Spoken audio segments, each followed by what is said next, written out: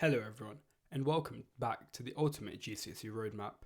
Today, I want to take you inside QE Boys and show you how we prepare for GCSEs. I have currently just finished year 11 and I've seen how they prepared us from year 7 all the way up to our GCSE exams. Why does our school stand out and why should you care? QE Boys was ranked second on the Times for GCSE results, just under Henrietta Barnett, and we are ranked the Sunday Times Best State School of the Year. And we are a state school. They do not charge extortionate fees, and in the end, they are government funded. And I think these resources should be democratized. It should not be privileged just a few students. So, this is a sort of timeline of how we start. We begin to choose subjects in year 9, but we only start the content for most of them in year 10. But for maths and sciences, we start the content early on in year 9 because these are more content heavy, I'd say. Then, from year 9 all the way to year 11, QE tests us with topic tests every half term. When we learn a new point on the specification, they make sure to test us and grill us on it. Once year 10 starts, we begin to take cumulative tests every term, so 3 times a year, that test all the knowledge we've had up till then, including stuff from the beginning of year 9. This is a great example of active recall. They don't want us to forget what we did at the beginning of year 9, but to continuously test us on it. And at the end of the year, we have end of years. These test us on all the knowledge, and they are more exam based. The rest are made sort of by QE, and these are AQA or OCR based depending on the exam board. Then, in year 11, the topic tests start to decline as we start to finish the content. There are December and March mocks. We have 2 sets of mocks, while other schools might only have 1. These take place in the actual exam hall to imitate the conditions, and are made with past papers, and sometimes the mocks from the previous year, or the actual exams from the previous year. In addition, in April and March, we begin to do practice papers in nearly every lesson, as we would have finished the content by then. QE aims to finish all the content before February, even though some subjects can extend beyond that. They want to give us as much time for past papers. This might sound surprising, but we actually don't get that much of exam leave. My exam for German started on Tuesday, as I remember, and our exam leave started on Monday. I might not be remembering that correctly, but I know we were only given 1 day exam leave before our exam started. This is because QE wants to give us as much practice within our lessons, as our teachers are specialised with the mark schemes and know how to teach us. So, I would like to tell you some of the study habits at QE. Students make concise notes throughout the year, not just at the end. And something we've been recommended to do throughout the lessons is not try to make the most prettiest or neat notes. Mind map and take down key points. Listen to the teacher as much as possible, and make your pretty and neat notes at home. The use of past papers.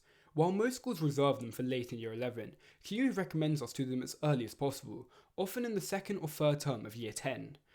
And teachers encourage independent learning.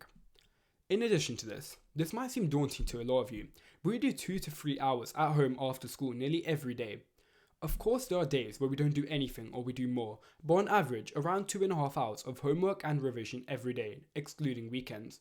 On weekends, obviously you need to relax, but leading up in year 10 and early year 11, you should be aiming to do at least 3 hours of revision. Of course, this excludes certain events, but you should try to do this as it will only help you. How that you can apply this to your own school. Start papers earlier than most students do. If your school recommends only doing past papers at the end of year 11 just before your exams, I highly do not recommend this. You should start past papers as early as possible, around year 10, the 2nd or 3rd term, as you want to ingrain that mark scheme into your memory, ingrain how the markers actually take into account your work and what points you need to make.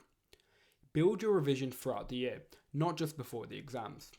While many people on TikTok or YouTube say you can get grade 8s or 9s by just revising the day before, this is unfortunately not true. You need to build up your skills throughout the 2 years. There is a lot of content, and you may not be able to do it as efficiently in the last few days. Create a study group. That's often highly recommended. Studying with a group of friends can motivate all of you to work harder. You can ask each other questions and even test each other.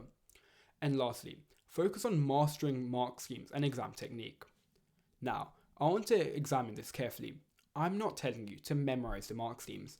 These will not help you get the top grades, as you won't be able to understand the questions, and they might give you a curveball that's not been in any past papers. You need to learn how they want you to write your work. For example, Biology has really picky mark schemes, and they want certain keywords or phrases in different questions. You need to know what keywords they're looking for and how they want to mark. In many questions, you're allowed to write in many types. For example, in AQA GCSE Biology, you're actually allowed to draw a trait table if it's a compare 6 marker, but many people don't know that. And that's why I'd highly recommend reading the specification and reading exam reports. How academic scope can help. You don't need to be at a top school to prepare like one. No matter where you are, we're here to democratize education and give these abilities to everyone. Academic Scope gives you access to the same tools that every school has, for free. High quality videos that are specification focused, and the website with personalized notes is available very soon. I'm just working on finalizing it, as I don't want to give you low quality notes. These are the notes that I've made with my own personal time and used them in my own GCSEs. And the best part, they're specification focused. There's no waffle and it will show you exactly what you need. Thank you for listening to Academic Scope, and I hope you come back to listen to more content or general revision advice.